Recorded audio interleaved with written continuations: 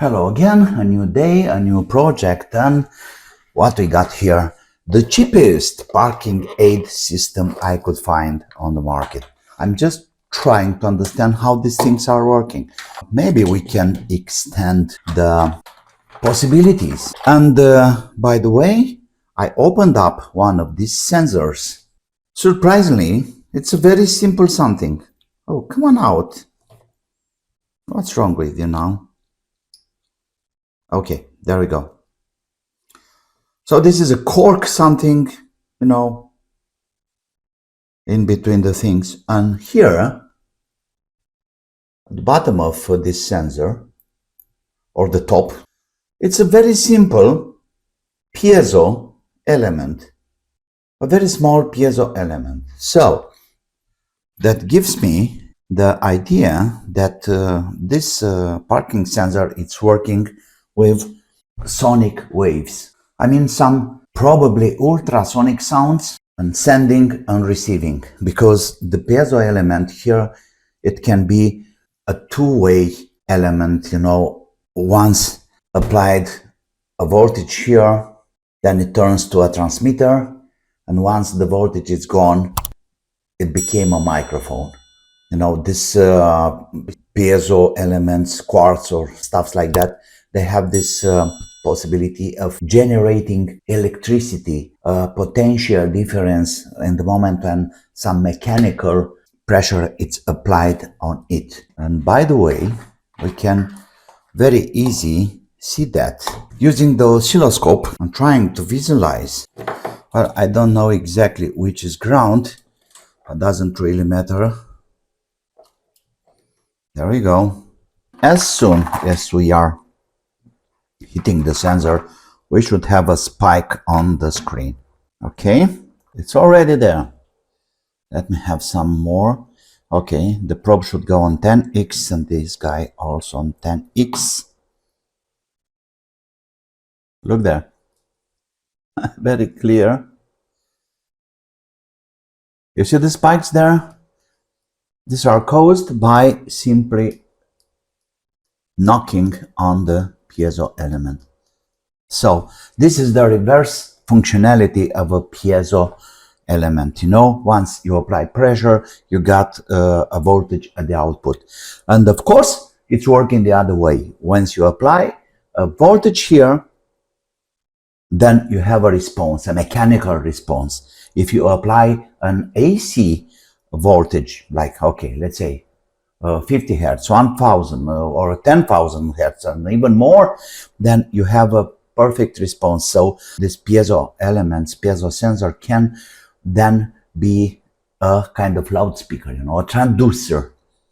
I think the system about the parking sensor, it's working this way.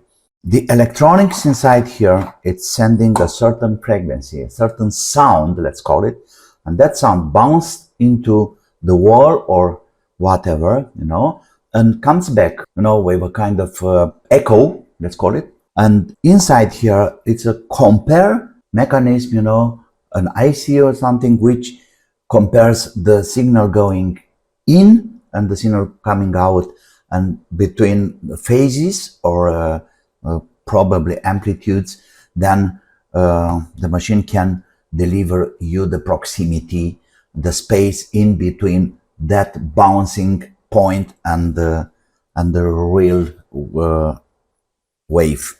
I mean, the sent wave.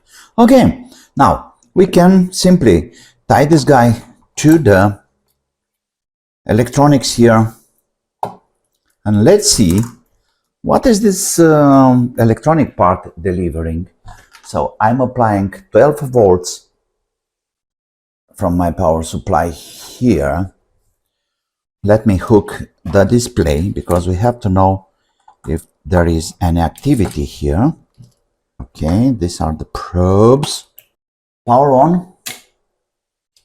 Oh, there we go. So we got power. See? Like that. Okay, now, because I have already dismantled one of these probes, I can connect this piece of wire to the output of the sensors here. We got 1, 2, 3, 4 sensors. and I can hook my oscilloscope to the output, and let's analyze the signal. What? Why are you beeping, my dear? And look over there. Still counting and counting. And what's happening? There we have our signal. Voila, 40.32 kilohertz. That's the frequency. And if we take the other way, okay, so here we have a very clear wave, 40.32 kilohertz. And what about, let's see the amplitude of the voltage. To see peak to peak, 4 volts, of course, and RMS 36.61 volts on 10x probe. So it's a lot of power there, I may say. Well, this is very clear. Now, what I'm trying to do is to connect the sensor and to measure in the same time this frequency generated by the electronics, and to see if we can see any kind of distortion in the wave. So here we go. Okay, proximity. Where are you? It's right here. Of course. So now the system is showing me nothing. Let's follow the display. 0.8 meters. Look at the wave there. So we can see 37.3. Yeah, it's kind of, I don't see the wave modifying too much, but the frequency it's oscillating around 39.5. And now proximity, yeah, the wave is modifying, you see? It's keeping the frequency, but the font is different. Look there.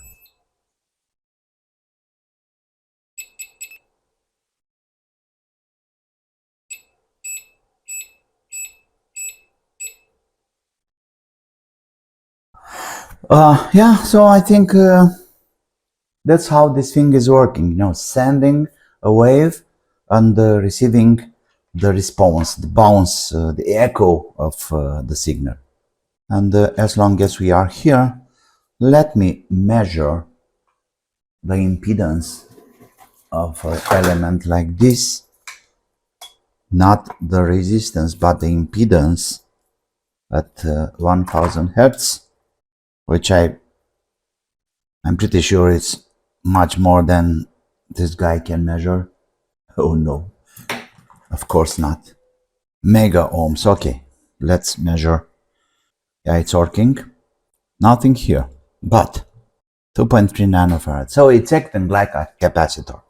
Okay, I hope it's useful. Like always, I'm waiting your comments, remarks, and like usually, don't hesitate. Subscribe to my channel. Help this channel growing up. If you have any ideas, I don't know, just write them down there. Of course, push, subscribe, like, and like always, don't forget, have fun. Bye-bye.